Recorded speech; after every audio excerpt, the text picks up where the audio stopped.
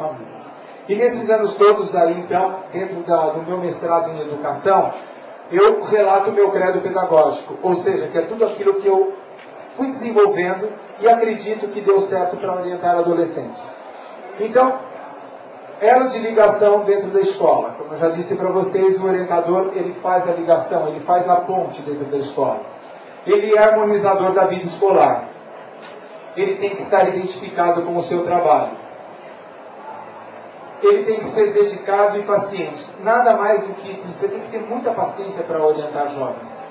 Porque o tempo todo, às vezes, eles vão estar te requisitando, às vezes são sempre as mesmas brincadeiras, às vezes são os mesmos comportamentos inadequados que você vai ter que estar corrigindo. Então, se você não tiver paciência para estar trabalhando nisso, chega uma hora que você cansa. Tem que ser observador e informado, ou seja, dia a dia acontecem coisas novas em relação à juventude, principalmente em violência, drogas. Vocês sabem que todo dia aparece uma droga nova, todo dia está aparecendo algo diferente em relação a adolescentes. Então você tem que estar informado de tudo que está acontecendo. E você tem que ser muito observador. Você tem que estar observando o que acontece no meio jovem para você poder, estar o tempo todo tendo condições de orientá-los. Tem que ser compromissado, tem que ser sério. Você tem que entender que você está orientando pessoas que futuramente serão adultos e que você não pode errar. Você não pode fazer uma orientação errada. Por quê? Porque você está mexendo com pessoas. Está mexendo com adolescentes, que está em fase de formação, ele ainda está se formando. Então você tem que ser muito sério no seu trabalho. E o que eu disse para vocês também de estar o tempo todo entre eles. Você estando no meio dos seus orientandos, você vai vendo quais são as necessidades deles para que você possa estar, fazendo o seu trabalho. O orientador que fala a língua do orientando. Não adianta você chegar para um adolescente e você usar a mais alta linguagem que de repente ele não entenda. Ele não vai te dar bola e vai sair andando. Você tem que ser um confidente, mas também você tem que ser ético. Ético o tempo todo foi como eu disse para vocês. Também de não estar falando para um, para o outro, que o outro fez. Porque às vezes tem, o orientador chega, porque a fulana fez isso, na frente de todo mundo. Não pode. Você tem que ser ético para com os problemas dele. Tem que ter um comportamento emocionalmente estável, porque o tempo todo, se você não estiver estável, você vai estar passando essa insegurança, você vai estar passando os seus problemas para eles, eles absorvem com muita facilidade. E tem que colocar limites. O limite é extremamente importante.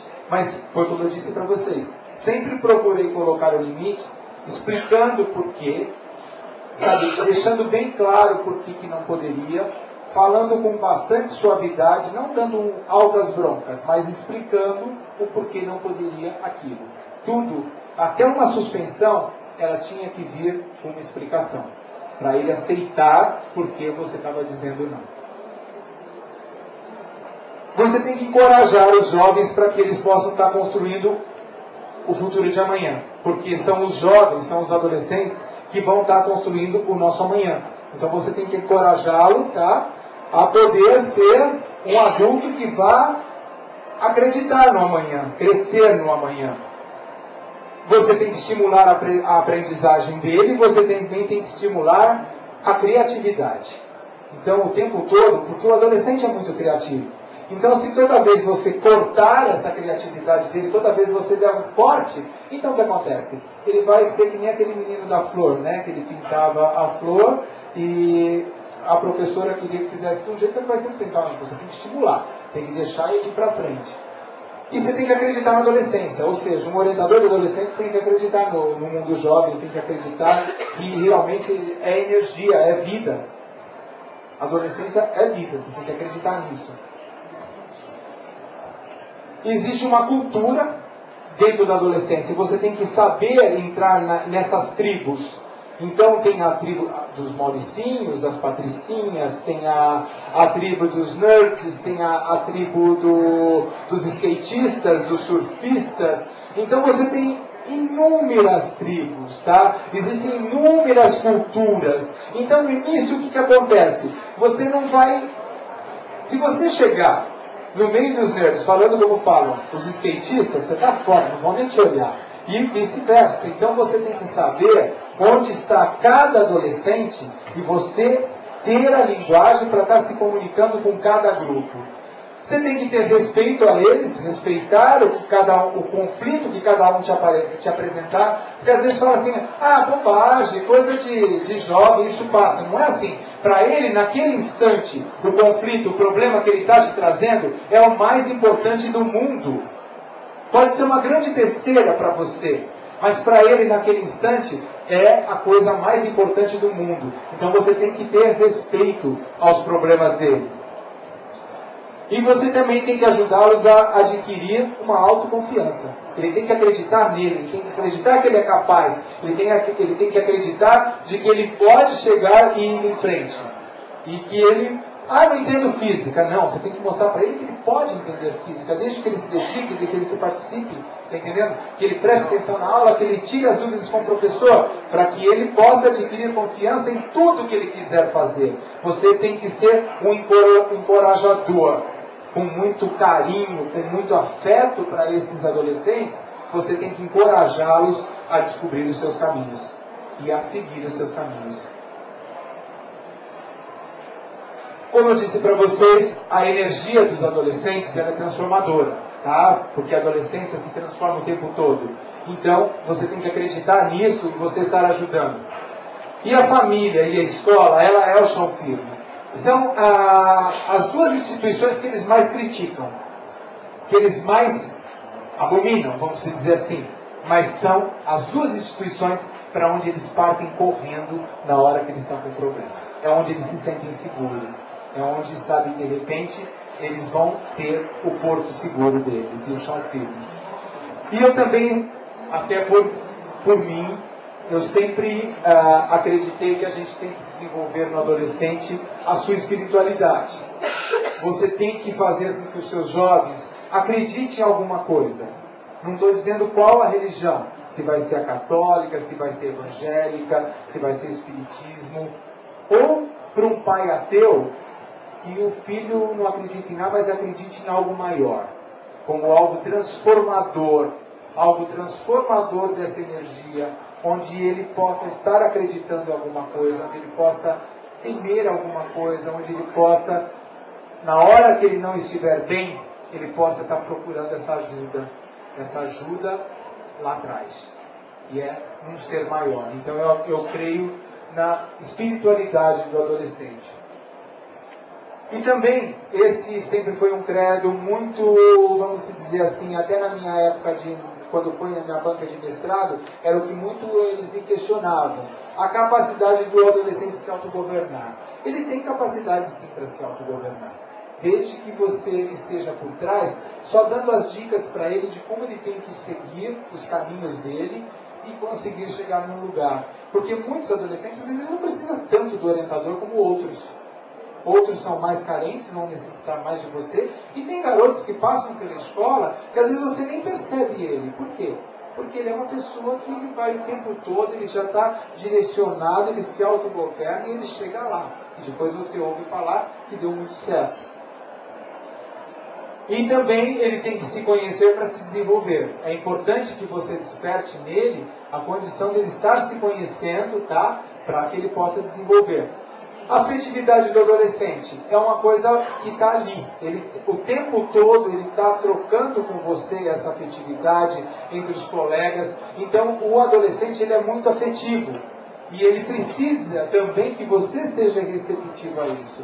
Que você também seja uma pessoa afetiva para que exista essa comunicação.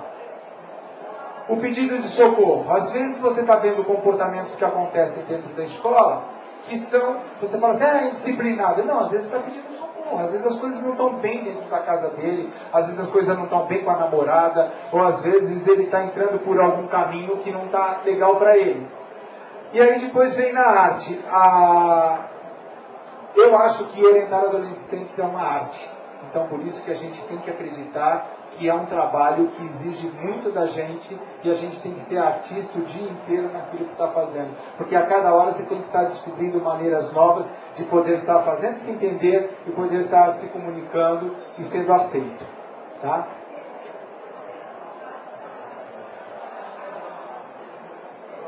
E também você tem que o tempo todo ensinar para eles moral. eu acho que é extremamente importante você estar ensinando uma moralidade para o adolescente, tá? Você tem que ser sério no seu trabalho, mostrar todas as coisas que são importantes para ele dentro de um princípio moral. Tá? Então, esse foi o credo pedagógico que eu desenvolvi nesses anos todos como orientador de adolescente, tá? No meu trabalho dentro do Colégio Objetivo.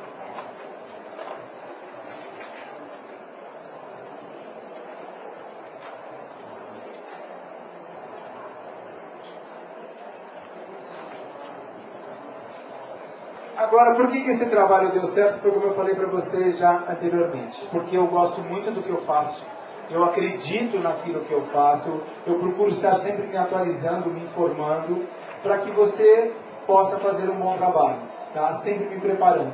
Mas, acima de tudo, foi como eu falei, e é o tema da minha palestra, orientar adolescentes é um ato de amor.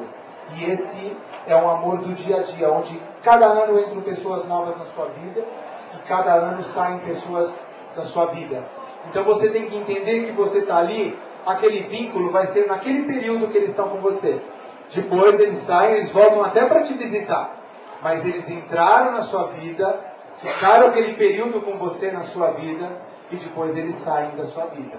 E você tem que estar preparado para isso também. Você tem que estar preparado para todo aquele amor que você deu, como se tivesse um filho seu ali, se você estivesse cuidando, chega uma hora que ele parte.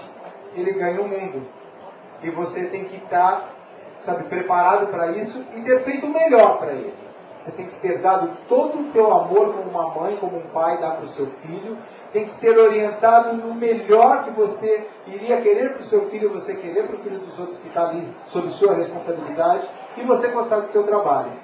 Então, nisso tudo, muitas histórias eu construí com os adolescentes, e eu tenho 4 livros publicados. Um é O Mundo do Educador e Educador no Mundo, que eu conto toda a minha trajetória profissional, conto o meu credo pedagógico, tudo aquilo que eu acredito que deu certo para orientar adolescentes. E nisso, numa forma de uma linguagem de teatro, onde é uma peça teatral, onde eu vou mostrando as unidades que eu passei, os panos de fundo, tudo isso nesse meu livro Mundo do Educador, que já está a edição esgotada, não tem mais, a segunda edição já foi esgotada. O segundo livro meu são Histórias de Adolescentes, Crônicas de um Educador.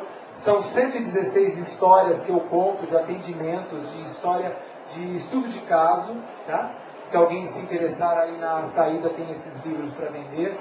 E eu vou contando os mais diversos conflitos que aconteceram e eu fui orientando. O terceiro livro chama-se Novas Histórias de Adolescentes. São 20 historiazinhas onde os conflitos explodiram. Eu estava presente, fui lá e ajudei eles a passarem por essa fase. E o último livro recém-lançado chama-se Momentos Relatados, a Arte de Ouvir de Educador. Aí são os ex-adolescentes. Eles já saíram da minha vida há muitos anos. E eles voltam para me contar como eles resolveram os conflitos longe da gente, como orientador. E aí, então, é isso que eu descrevo. Agradeço a presença de todos, tá? Espero que tenham gostado. Se alguém quiser perguntar alguma coisa, estou à disposição.